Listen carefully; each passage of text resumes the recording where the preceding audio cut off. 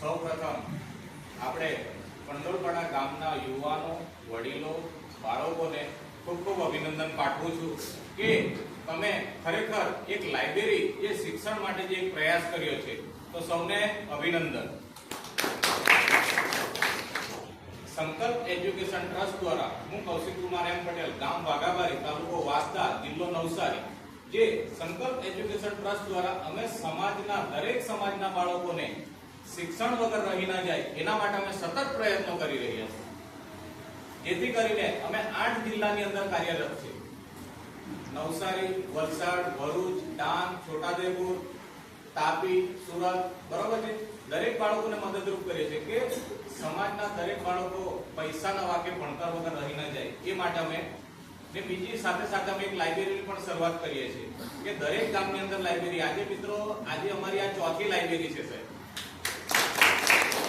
સંકલ્પ education trust દ્વારા ધીમે ધીમે સમજ આપીને એની ચોથી લાઇબ્રેરીનું અમે આજે ઉદ્ઘાટન કરી રહ્યા છીએ ને હું એવું વિચારું છું કે આવી રીતે આખા ગુજરાતની અંદર દરેક ગામડાની અંદર લાઇબ્રેરી ખુલે એવો અમારો પ્રયાસ છે। મિત્રો આજે તમારે ત્યાંથી શરૂઆત કરી છે, ક્યાં જઈને અટકશે એનું કોઈ નક્કી નથી, પણ એક શરૂઆત લીધી છે કે જેથી કરીને અલગ અલગ આજુબાજુના ગામડાના જે વ્યક્તિઓ આવ્યા છે, સમાજના વ્યક્તિઓ છે કે શિક્ષણ પ્રત્યે જાગૃતતા આવે છે। તેના પ્રત્યે શિક્ષણ પ્રત્યે સમાજમાં એક જ એવું હથિયાર છે કે જે શિક્ષણ ને જે શિક્ષણ માટે જે મુહિમ ચલાવેલી આજે વર્ષોથી ચાલી આવેલી છે એવા આપણા મહાન ડોક્ટર બાબા સાહેબ આંબેડકર કે જેમના થકી અમે જીવનની અંદર વધ્યા છે અને સમાજ પણ આવી રીતે વધે, શિક્ષણ પ્રત્યે આગળ વધે એના માટે અમે પ્રયાસો કરી રહ્યા છીએ। અને સંકલ્પ એજ્યુકેશન ટ્રસ્ટ દ્વારા અમે 7 પ્રકારના પ્રોજેક્ટ ચલાવીએ છીએ। પહેલા તો સૌપ્રથમ દરેક ગામની અંદર જે પરિસ્થિતિ સારી ન હોય એવા બાળકોને અમે મદદરૂપ બનીએ છીએ। બીજી વસ્તુ કે બીજો પ્રોજેક્ટ એ છે કે દરેક ગામની અંદર લાઇબ્રેરી ઓછા પૈસે વગર પૈસે કેવી રીતે શરૂઆત કરી શકાય એના માટે લાઇબ્રેરીનો પણ પ્રયાસ કરીએ છીએ। ત્રીજી વસ્તુ કે દરેક ગામની અંદર દરેક ઘરની અંદર ઓછામાં ઓછી 50,000 રૂપિયાની કેવી રીતે આવક આવે વાર્ષિક, એના માટેનો પણ એક પ્રોજેક્ટ મૂકવામાં આવેલો છે।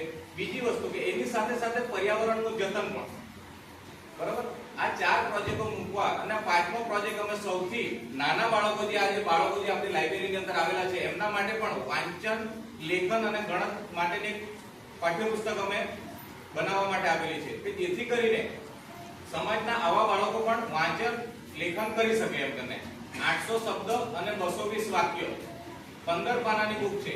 પહેલા ધોરણનું બાળક 3 મહિને, 6 મહિને, વર્ષે કે 2 વર્ષે જ્યારે પણ એ બાળક 15 પાના પૂરા કરશે તો એ 100% ન્યૂઝપેપર વાંચશે, આજે જે ટેબલ પર મૂકવામાં આવેલું છે।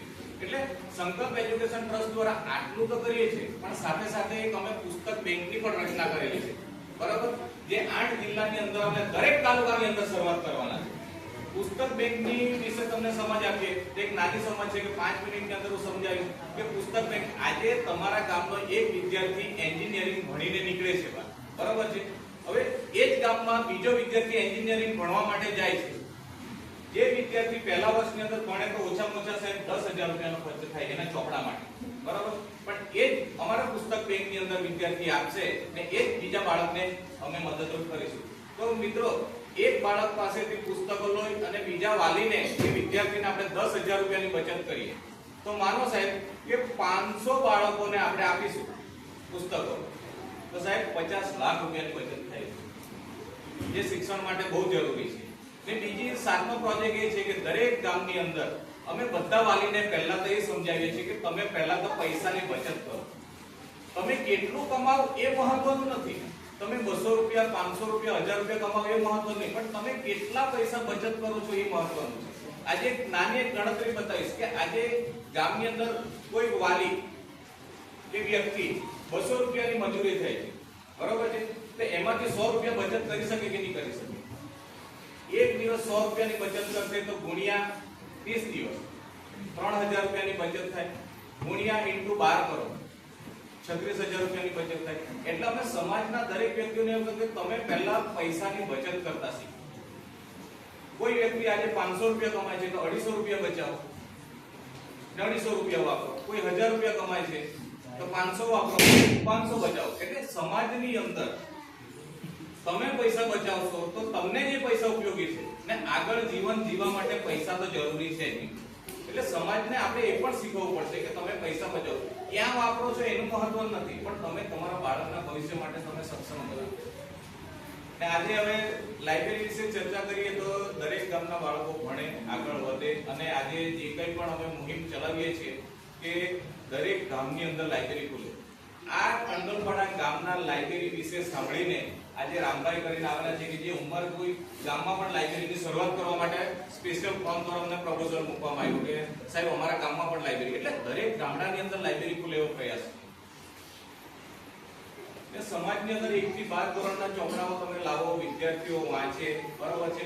નાના પાયેથી તમે શરૂઆત કરો. આ કંડોલપાડા ગામમાં જે જયમીનભાઈ છે કે એમને શરૂઆત કરો, સાહેબ કઈ રીતે શરૂઆત કરી? મેં કીધું કઈ ચિંતા નહીં કરો, થશે શરૂઆત, પણ ધીમે ધીમે શરૂઆત થશે. તો આજે એક રંગ લાવ્યું છે.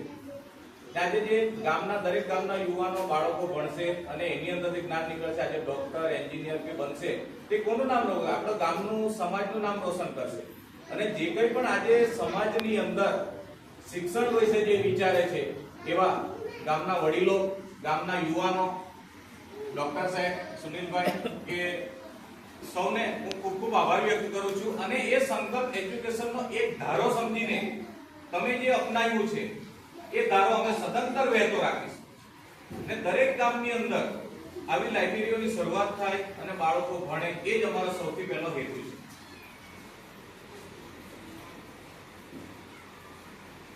બસ મિત્રો, વધારે નહીં કહેતા, બરાબર છે. ને જે કંઈ બી હોય ગામની અંદર કંઈ પણ પ્રશ્ન થાય કે એવું તેવું લાઇબ્રેરી વિશે દરેક ગામમાં, બીજા ગામમાં પણ શરૂઆત કરવી હોય તો તમે કરી શકો છો.